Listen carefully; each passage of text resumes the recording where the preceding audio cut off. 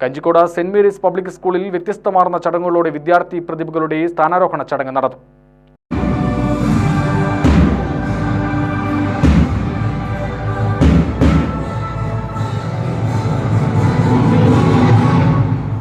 പുതിയ അധ്യയന വർഷത്തിലെ സ്കൂളിലെ ഹെഡ് ബോയ്, ഹെഡ് ഗേൾ, വിവിധ ഹൗസ് ക്യാപ്റ്റന്മാർ എന്നിവരാണ് അധികാരമേറ്റത്.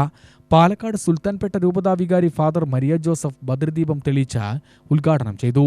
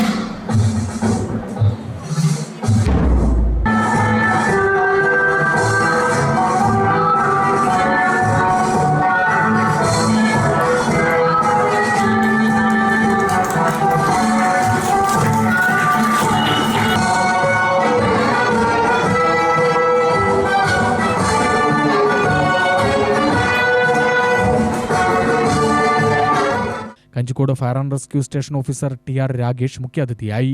Manager father Martin Jose, principal sister Lilly, vice principal Sheeba Francis എന്നിവർ സംസാരിച്ചു. സ്കൂൾ പതാകകളും വിവിധ ഹൗസ് പതാകകളും ക്യാപ്റ്റന്മാർ ഏറ്റുവാങ്ങി. കലാപരിപാടികളും അരങ്ങേറി.